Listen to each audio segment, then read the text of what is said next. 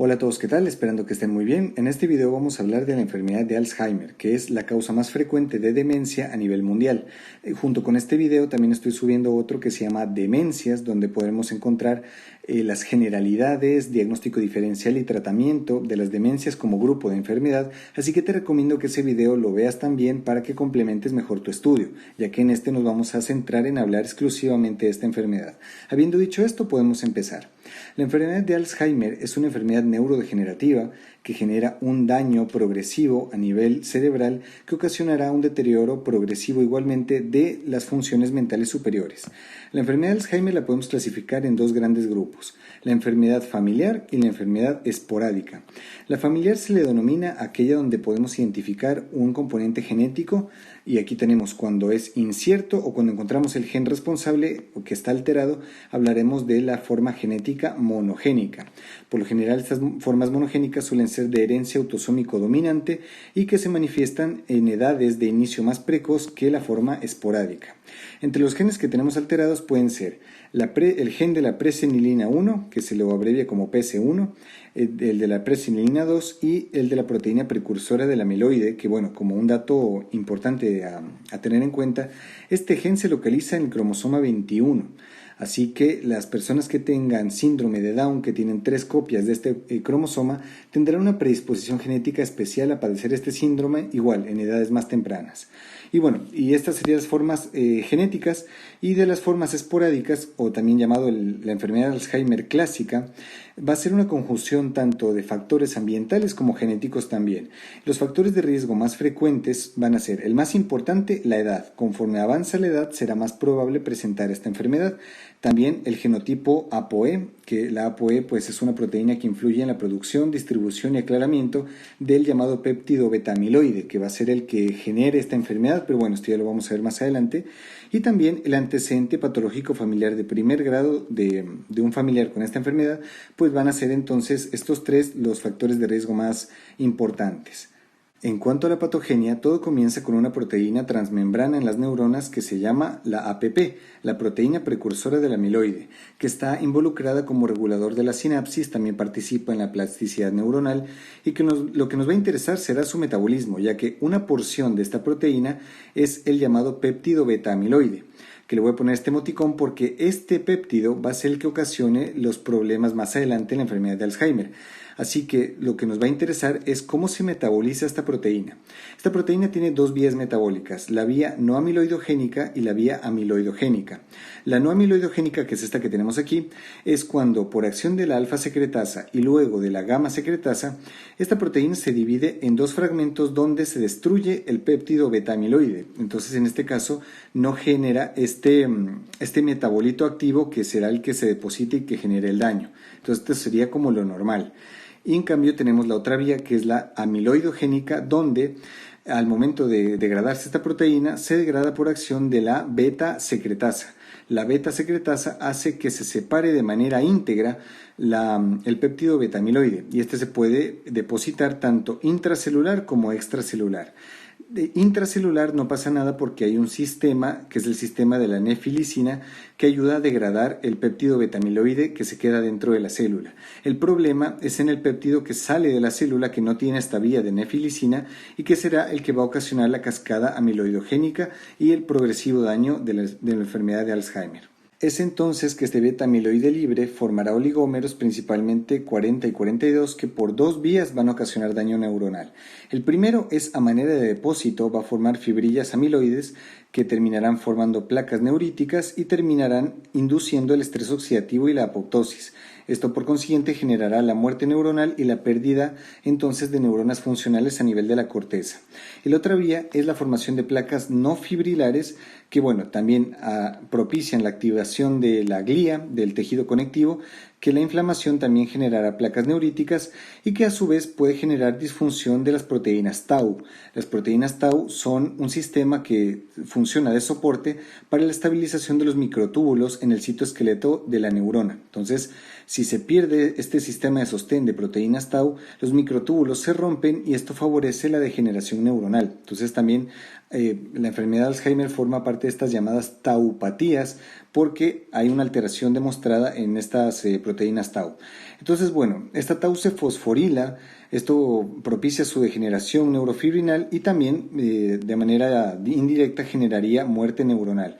Entonces, este progresivo daño de las neuronas va a ocasionar al principio un daño o una inestabilidad neuroquímica, manifiesta a nivel de la corteza cerebral y también del núcleo basal de Meynert, que es un núcleo colinérgico muy importante que distribuye este neurotransmisor a nivel de toda la corteza. Esto entonces provoca que el daño empiece como un daño neurotransmisor para luego convertirse en un daño estructural. Este es un corte, digamos, de un cerebro sano y en el paciente con Alzheimer esta muerte neuronal progresiva hace que haya pérdida de sustancia gris y esto ocasiona que el cerebro se atrofie, aumentando así el espacio para el líquido cefalorraquídeo, que ya lo veremos en etapas más avanzadas de la enfermedad. Es importante destacar que antes de que aparezcan los síntomas va a haber una serie de fenómenos neuroquímicos y estructurales que puedan demostrarse antes de que aparezca la expresión clínica. Es decir, el daño va a ocurrir durante años hasta que lo podamos evidenciar en el paciente. Si lo situamos en orden cronológico, lo primero que va a acontecer es el descenso de beta-amiloide 42 en líquido cefalorraquídeo. Esto es porque normalmente del metabolismo de la APP se va a liberar una cantidad estable de esta sustancia al líquido cefalorraquídeo, pero en esta enfermedad esto se está depositando a nivel cerebral, entonces como se deposita va a descender lo que podemos medir en este líquido. Entonces este sería el primer hallazgo. Después podemos evidenciar la captación anormal de amiloide en pruebas de imagen. Esto lo hacemos mediante técnicas de medicina nuclear, mediante la tomografía por emisión de positrones amiloide, donde evidenciamos la captación, o sea, donde vemos esta captación de colores, significa que es donde más encontramos este amiloide. Entonces, normalmente esto sería una placa normal. En un estado preclínico, antes de que aparezcan síntomas, ya tenemos la captación, como les dije antes, y que conforme va avanzando la enfermedad y van apareciendo los síntomas, ya tenemos una captación mucho más marcada. Después tendríamos el aumento de la tau alterada en líquido cefalorraquídeo. Esto es porque se libera una mayor cantidad de tau a este líquido y que podemos evidenciarlo años antes de que aparezcan los síntomas. En el caso de la beta 42 podemos evidenciarlo 20 años antes de que aparezcan los síntomas y el aumento de la tau lo vemos 15 años antes de que aparezcan los síntomas. Después tendríamos la captación de tau anormal en tomografía por emisión de positrones, igual otra técnica de medicina nuclear que nos ayudaría a encontrar la tau anormal encefálica. Luego tendríamos los defectos metabólicos demostrados por PET de FDG. Esto en español significa que este es un estudio igual de medicina nuclear que nos permite ver la captación de glucosa a nivel cerebral. FDG significa fluorodesoxiglucosa.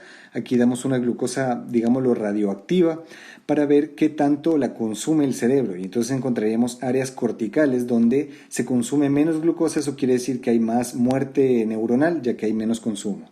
Después de todas estas alteraciones bioquímicas, encontraríamos ya los defectos estructurales. Aquí ya encontraríamos las resonancias con mayor sensibilidad y las tomografías con menor sensibilidad de la atrofia cerebral. Y finalmente, después de que aparece la atrofia cerebral, es que aparecen los síntomas en el paciente.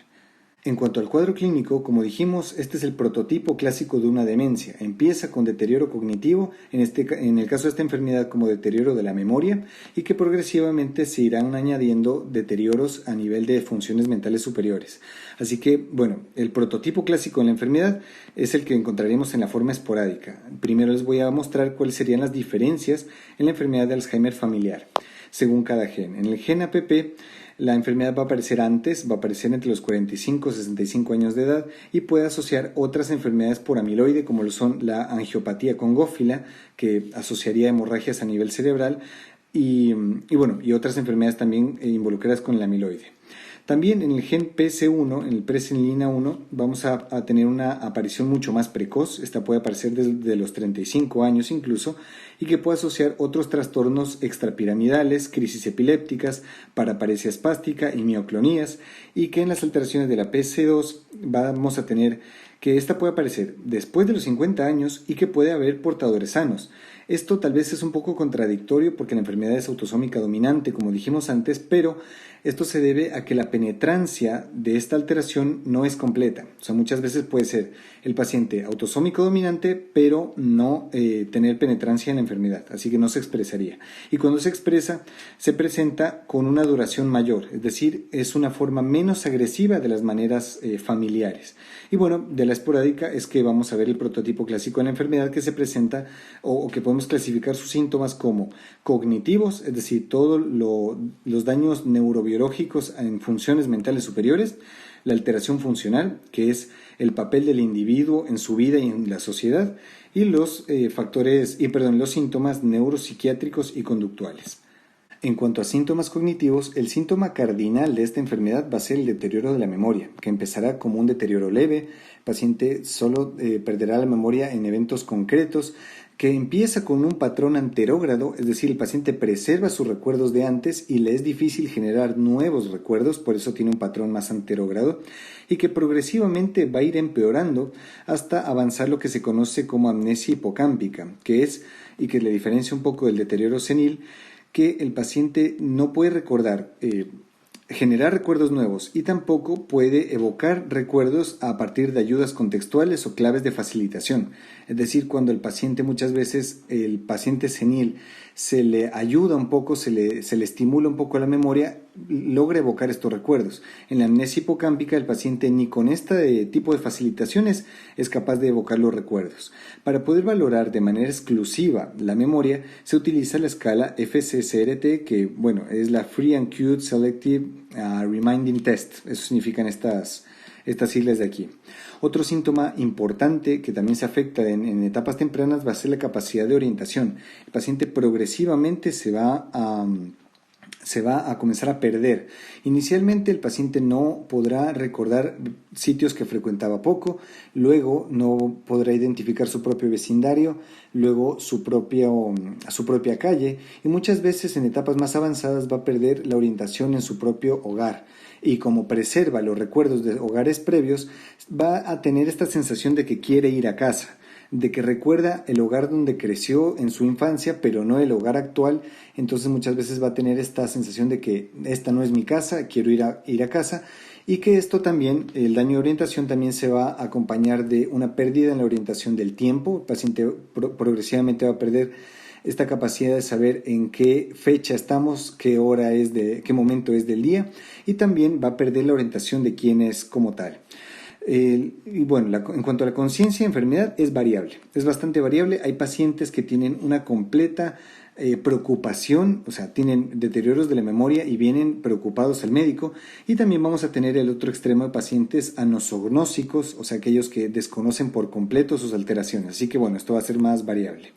Después de estas alteraciones de memoria y orientación, se va a instaurar como tal el llamado síndrome afaso-apraxo-agnósico, que esto ya es un poco más avanzado y que va a incluir, como el nombre lo dice, alteraciones del lenguaje, que empezarán como dificultad de la evocación semántica.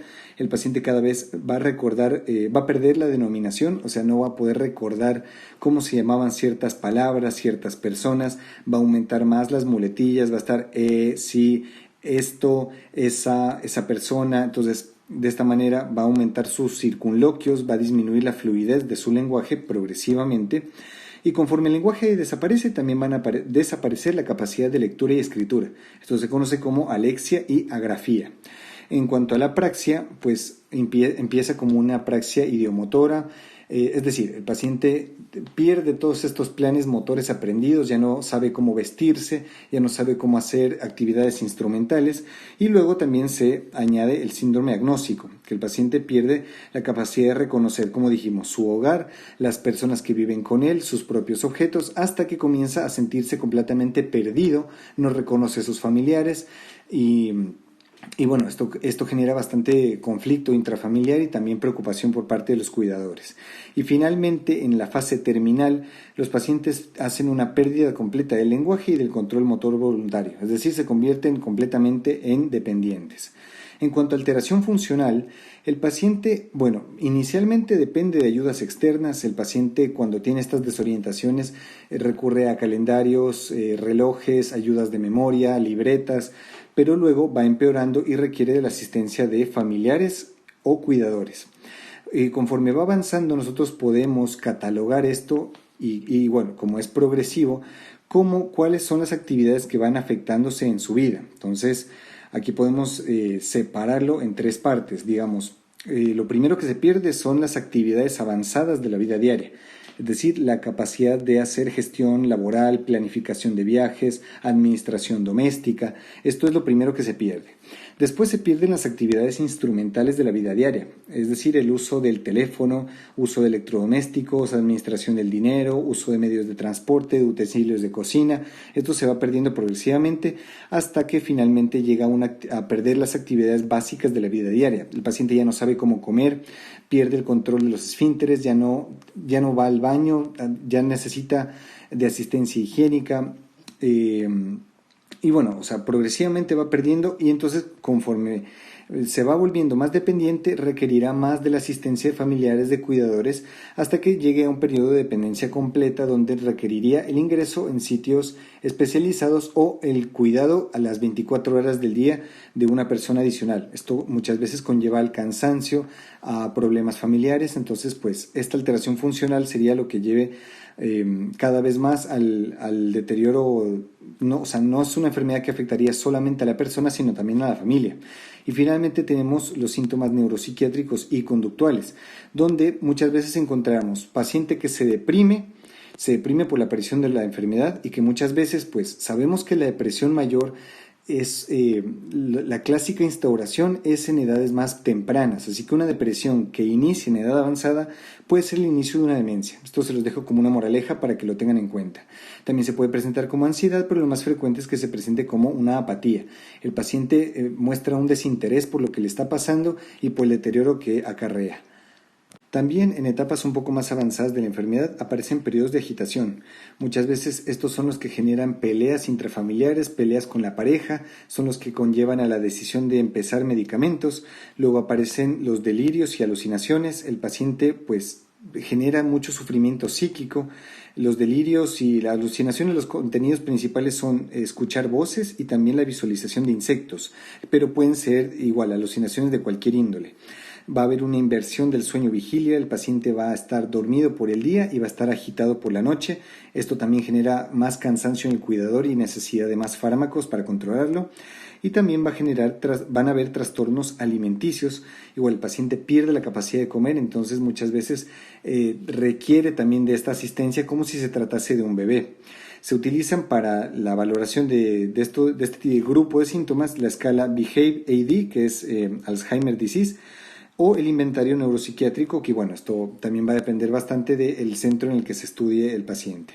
En cuanto a exámenes complementarios, tenemos algunos estudios de ayuda, como lo son la tomografía simple, que esta no tiene tanto detalle anatómico como la resonancia, pero nos ayuda a descartar otros tipos de lesiones vasculares, lesiones ocupantes de espacio, hidrocefalias, y bueno, en etapas más avanzadas podemos evidenciar la atrofia. Por ejemplo, mira, aquí les traje una tomografía que tiene 2 años antes y 2 años después. Es decir, aquí tenemos que se preserva un poco la integridad de los surcos, de los ventrículos, y que 2 años después ya encontramos un poco ya de dilatación.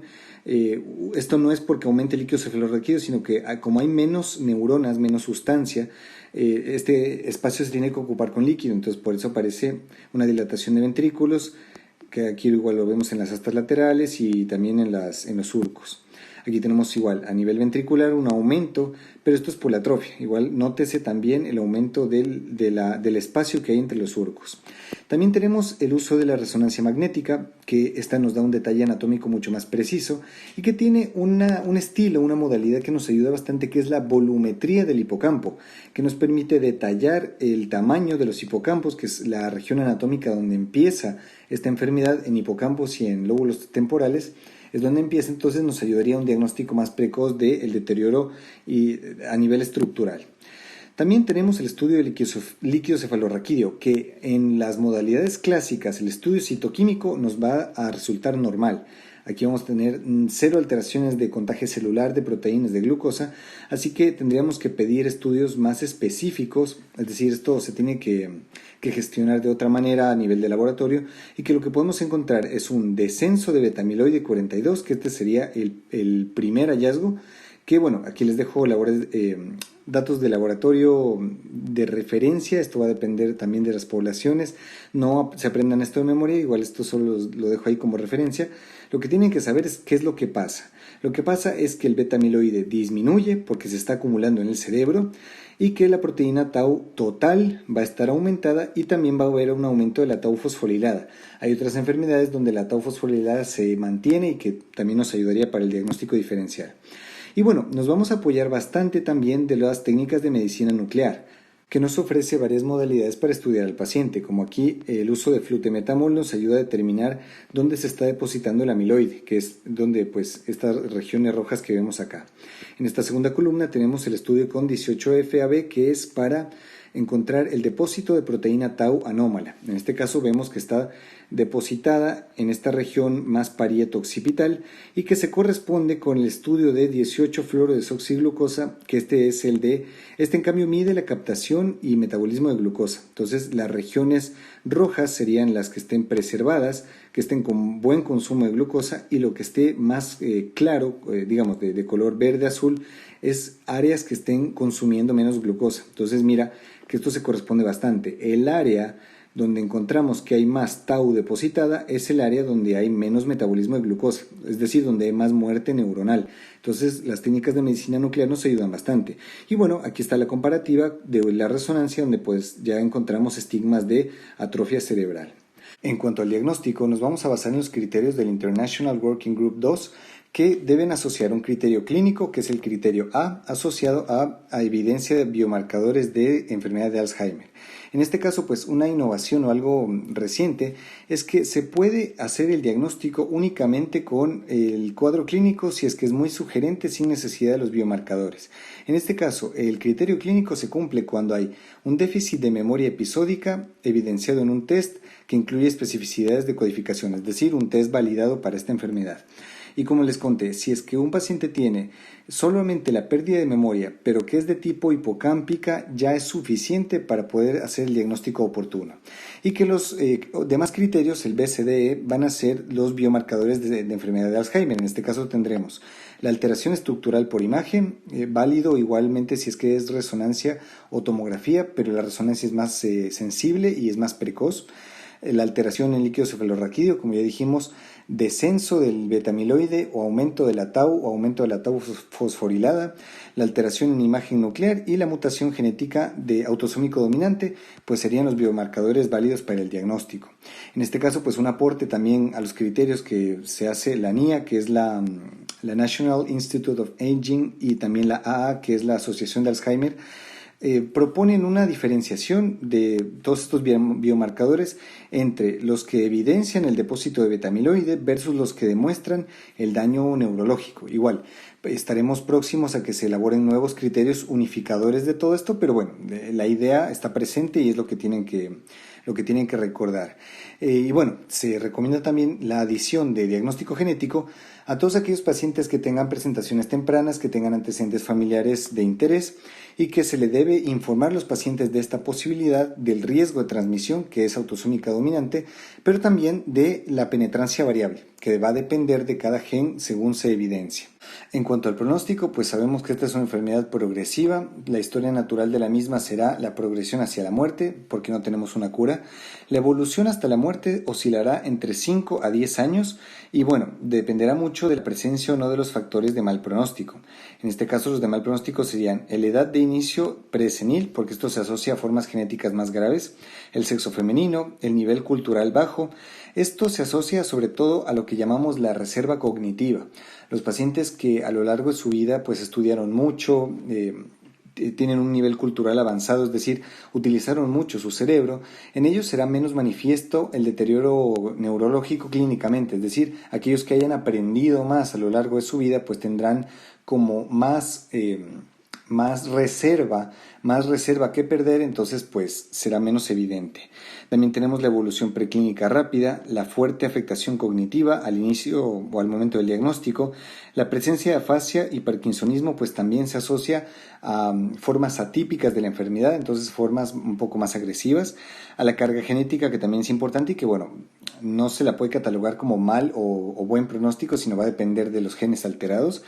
y también la falta de respuesta al tratamiento también será algo de mal pronóstico. Y finalmente, en cuanto al tratamiento, para el momento en el que estoy grabando este video, no existe una cura contra la enfermedad, no existe algo que detenga la progresión o el inicio de la misma. Están en investigación diversos anticuerpos monoclonales, principalmente inhibidores de la beta secretasa, que es el que estaba involucrado en la vía amiloidogénica, también contra la ApoE, también inhibidores de la GCK3, que es el que fosforila a la proteína tau, pero en fin, todavía no se dispone de una cura. Para el momento que grabo este video espero que pronto se disponga, así que el tratamiento a día de hoy es exclusivamente sintomático. Existen diversos fármacos que, bueno, como vimos al inicio del video, en esta enfermedad está involucrado el núcleo basal de Meissner, donde disminuiría la acción de la acetilcolina, así que estos fármacos irían orientados a aumentar la disponibilidad de la acetilcolina para favorecer sobre todo síntomas como la memoria. Estos no detienen la progresión de la enfermedad, pero mejoran los síntomas del paciente cognitivos, así que se recomienda su uso sistemático. ¿Y qué son? El donepezilo. El donepezilo es un anticolinesterásico que, bueno, ¿qué es lo que hace? Al inhibir la acetilcolinesterasa, favorece que su metabolismo se demore más, entonces favorece también su acumulación presináptica y entonces su disponibilidad para que actúe. Entonces así funcionaría. El donepezilo es muy bueno porque tiene una acción selectiva sobre el sistema nervioso central, tiene pocos efectos secundarios, no es hepatotóxico, así que bueno, se lo puede utilizar tranquilamente.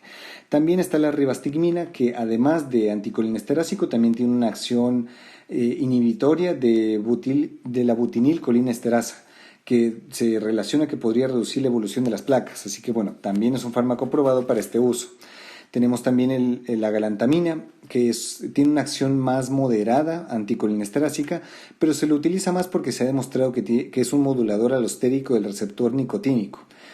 Lo que esto se traduciría clínicamente es que reduciría la toxicidad del beta-amiloide, así que por eso se lo utiliza. Y también la memantina, que es un antagonista no competitivo del receptor NMDA de la vía del glutamato, que también podría favorecer los circuitos de la memoria y facilitar que el deterioro no sea tan dramático en estos pacientes. Igual, debo aclarar que estos fármacos, si bien llevan a que la enfermedad sea más llevadera, no detienen su progresión. Eso es importante tenerlo en cuenta. Y bueno, de los demás síntomas que aparecen, el tratamiento será exclusivo de si los presentan o no. Si el paciente presenta depresión, se utilizarán antidepresivos. Si presenta ansiedad, se preferirán las benzodiazepinas. Si presenta agitación, se utilizarán antipsicóticos atípicos, preferentemente. Igual, también hay algunos antidepresivos que tienen cierta acción sinérgica, como lo son el citalopram o la trazodona. En el caso del insomnio se prefiere el uso de los análogos del receptor de benzodiazepinas, es decir, los famosos fármacos Z como el zolpidem, la esopiclona, que generan menos dependencia, pero si el paciente tiene una clínica predominante en ansiedad intensa, ahí se prefieren las benzodiazepinas porque cubrirían dos síntomas a la vez. Y en estas formas atípicas donde encontraríamos mioclonías o crisis epilépticas, se puede utilizar el levetiracetam o la gabapentina. Y bueno, eso sería todo. Espero que les haya gustado el video, sobre todo que les haya servido para entender esta enfermedad que es ciertamente compleja. Espero que pronto avance la investigación y que encontremos más herramientas terapéuticas para nuestros pacientes. Yo les agradezco mucho por ver este video. Espero que si tienen cualquier duda, comentario o sugerencia me la pongan ahí en la caja de comentarios.